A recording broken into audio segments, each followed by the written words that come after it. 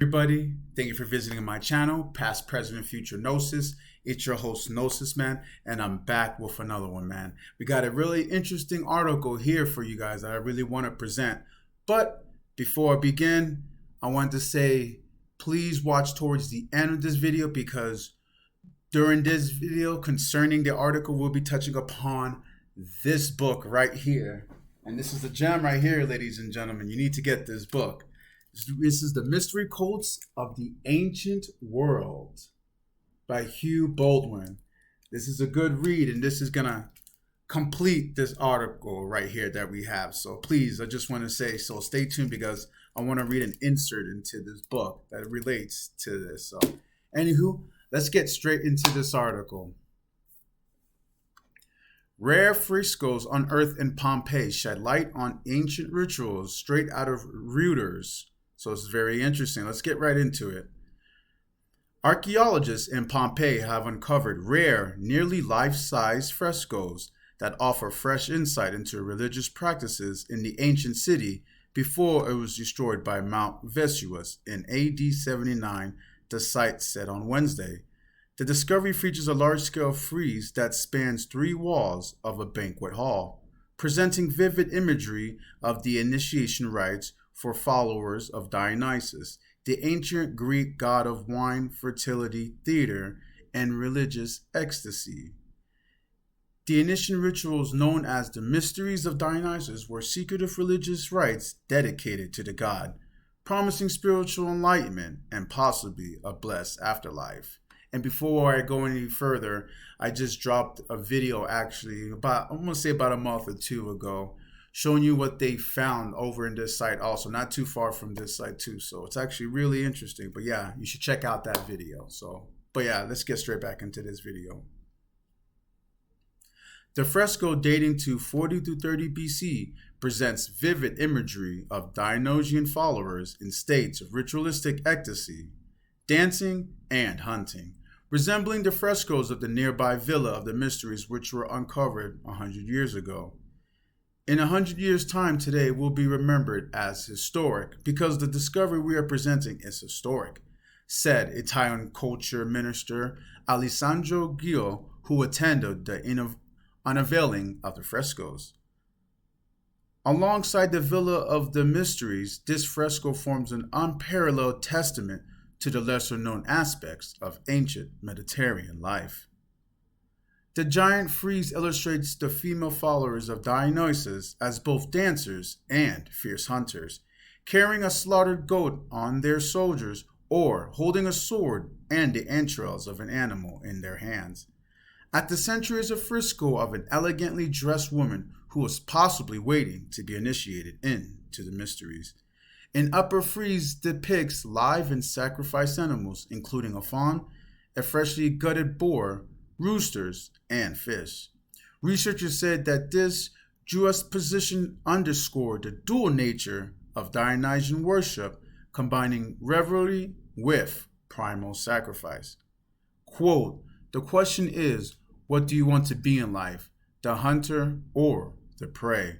said the director of Pompeii, Gabriel Zuckergrill. You guys are seeing all those frescoes that I was presenting to you towards this article. Is very interesting to me because about a year span, I actually made a video concerning sacrificial rites too. It was called The Illusion Mysteries. And in that video, we dived into other historical goddesses too, as in Demeter and Persephone. So please check out that video because it kind of coincides into what this article was saying. Because as you're saying, there was 2 rites. There was the lesser rites and there was more of the inner core rites. Well, what was presented was the lesser rites where it was more for the regular people to see and to function with and to partake in.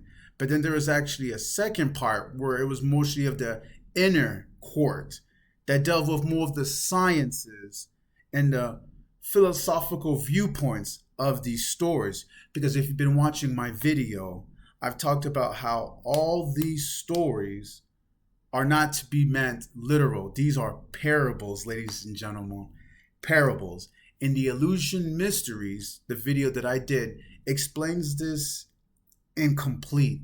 And to just give you a sum, I actually will show you a video clip of that here. Believe that the underworld played a key role of, of the cycle of life. The dead were buried within the earth and went to the underworld beneath it. Beneath that same soil, the seeds grew into the food crops germinated. The Greek recognized that death and decay were vital to make the foods that they intended to grow. In the cycle of life and death, the breakdown of dead material nourished the plants, eventually nourishing humans. The Greeks recognized that death and the new life were part of a continuous cycle. Without death, enriching the cycle, the plants living humans relied on could not grow in the fields of Greece. So, as you see that early on, and this is around 6 BC, where they understood the life cycle of plants and then the decay, life, and death, because you need both, of course, to succeed, as in another metaphor, the light and the darkness. So pay attention. I'm seeing these ancients have something going on, I'm telling you. But to continue. After watching that video clip, which is just a merely clip, and I promise you, please watch the full video in entirely, I explain deeply how these stories are explaining certain times and certain functions of the sun and of the seasons. Because as I just showed you, Demeter and Persephone is just explaining the seasons, the changing of the seasons and it coming back. So please get into it. But let's get right into this book that I wanted to present to you, The Mystery Cults of the Ancient World. And I want to show a little excerpt into this book as we'll get into this here.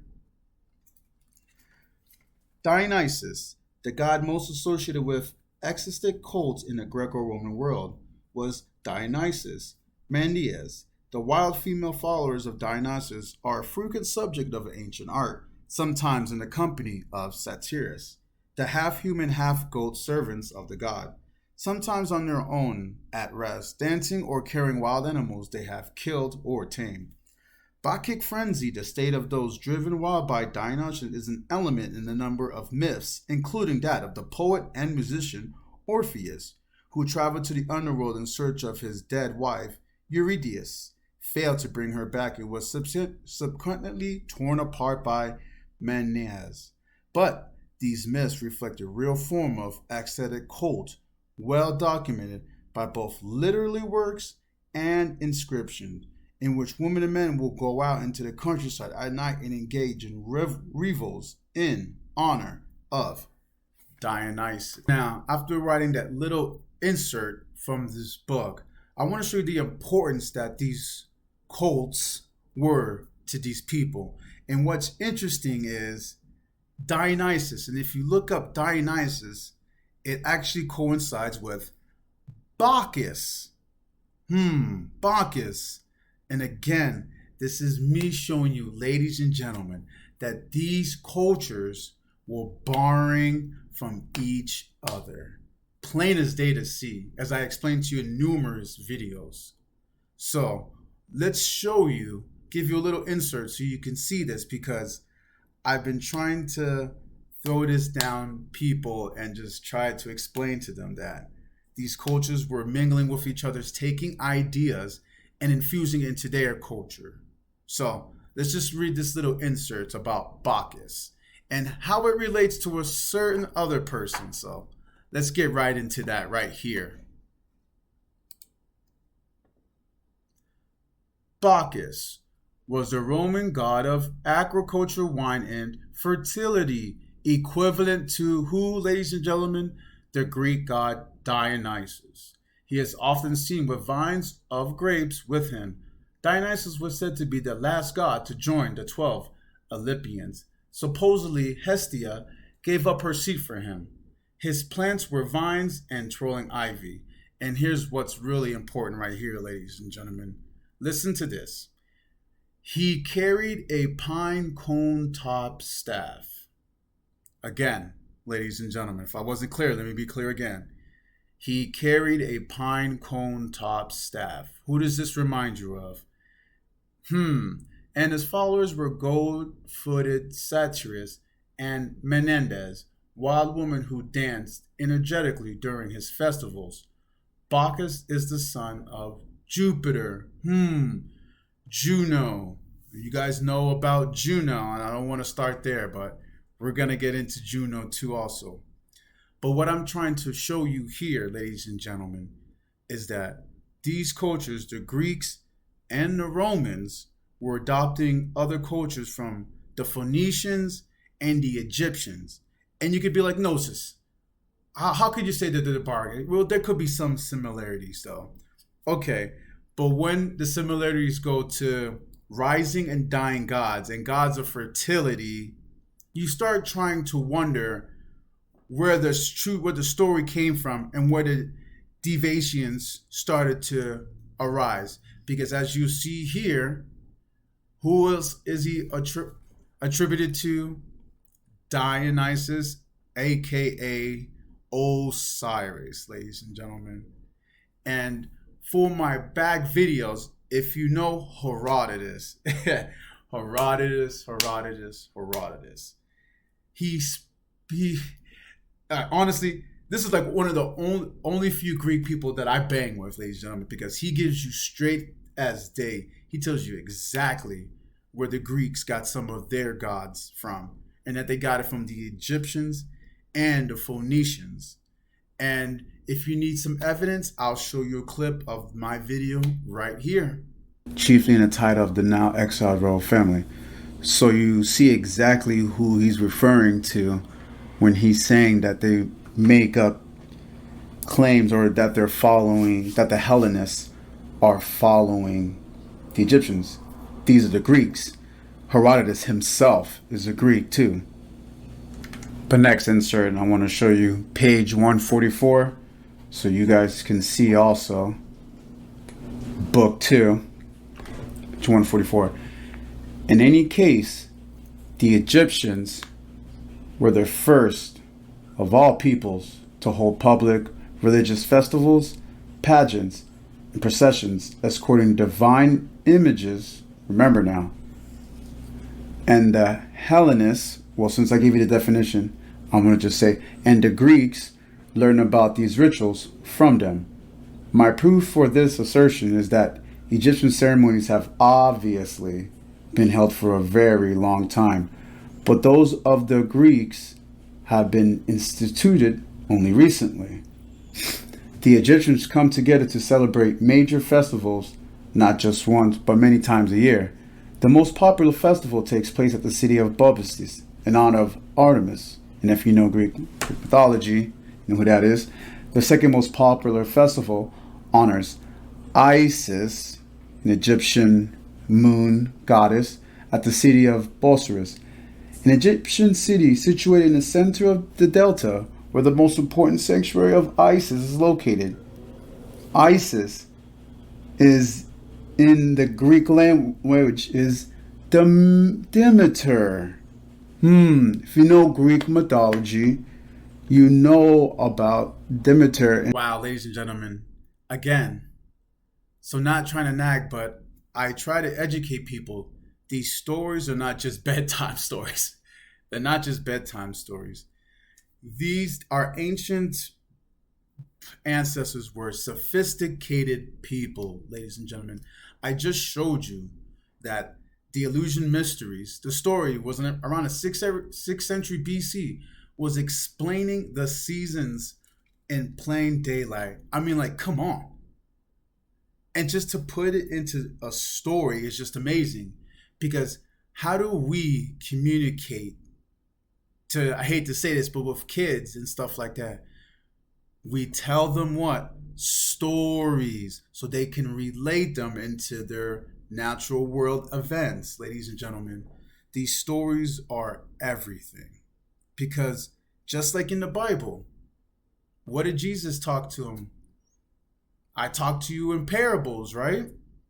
Remember, what did he say? And what are parables?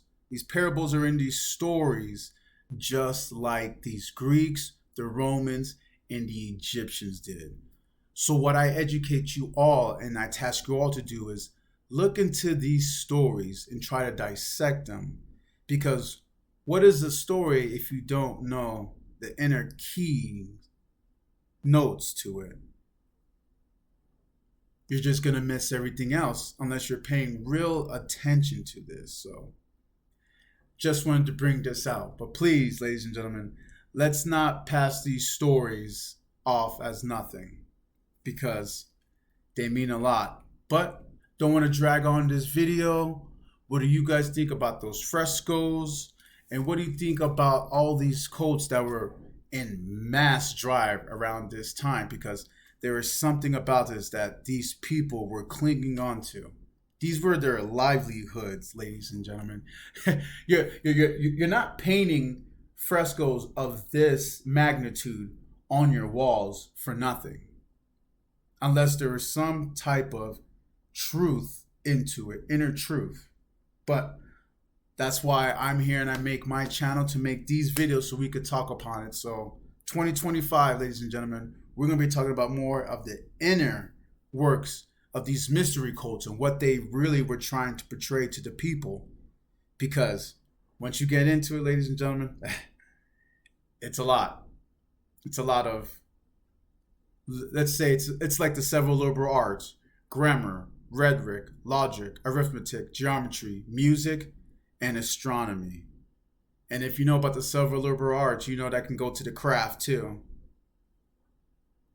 You can catch that on the way out. But anywho, I don't want to stray too long.